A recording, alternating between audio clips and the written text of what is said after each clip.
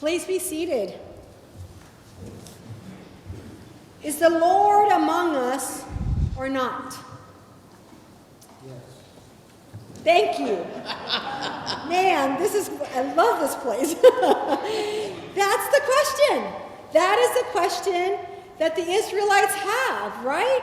Is the Lord among us or not? Yes, yes, we were enslaved. We were in Egypt. Yes, yes, Lord, you freed us. But is the Lord among us or not?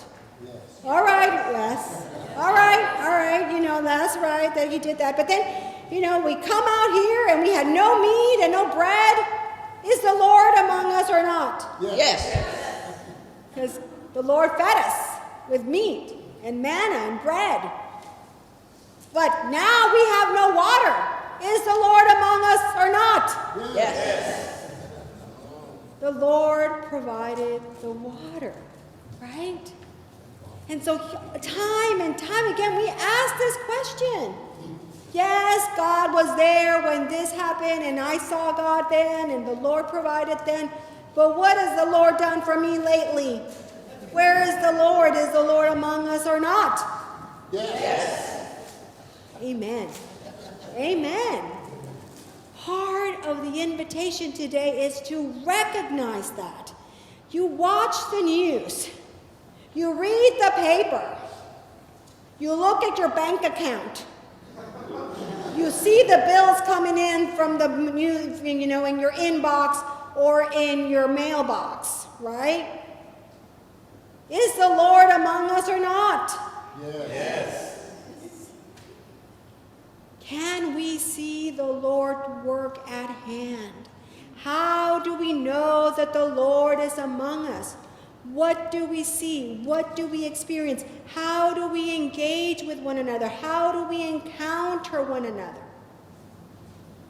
And if the answer is yes, then what does that do for us ourselves? Saying we believe, and saying to Jesus, yes, I will go, but maybe not right now.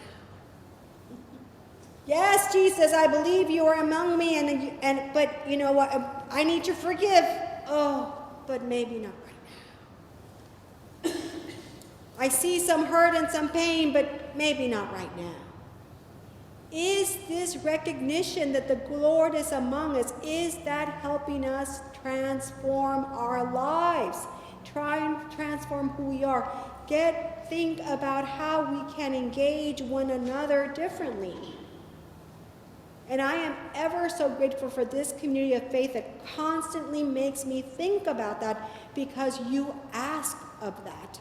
How are we being present with each other, within our families, within our community at large? Constantly asking, are we living into that ministry and that mission that God has for each of us individually, but for all of us collectively? Because one thing that we got to remember, being a Christian, being a person of faith, is not a solo act. The challenges, the concerns, the worries are far too great for any one person to do this.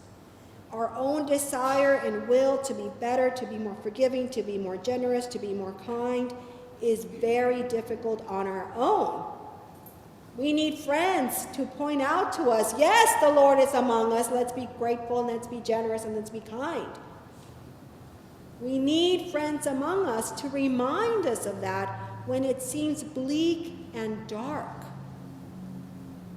And so it's hard to do this on our own.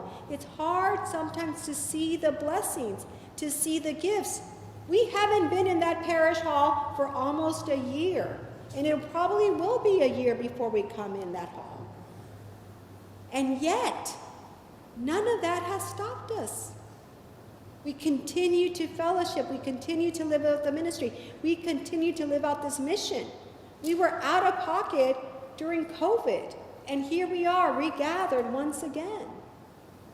Has there been challenges? Have been there transitions? Have been there scares and fears? Absolutely.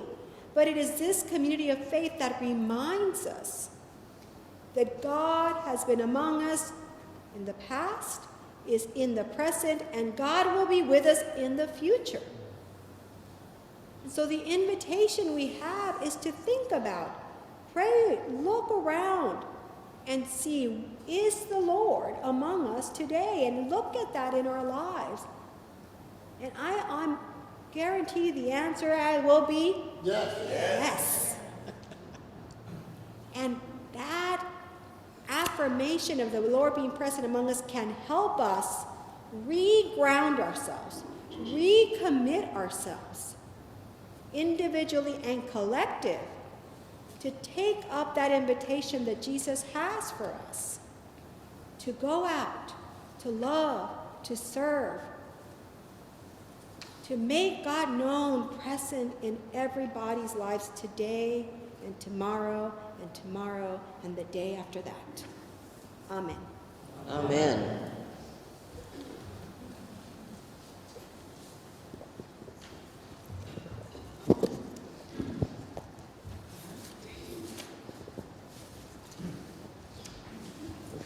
I invite you all to stand as you're able, and let us reaffirm our faith using the words of the Nicene Creed.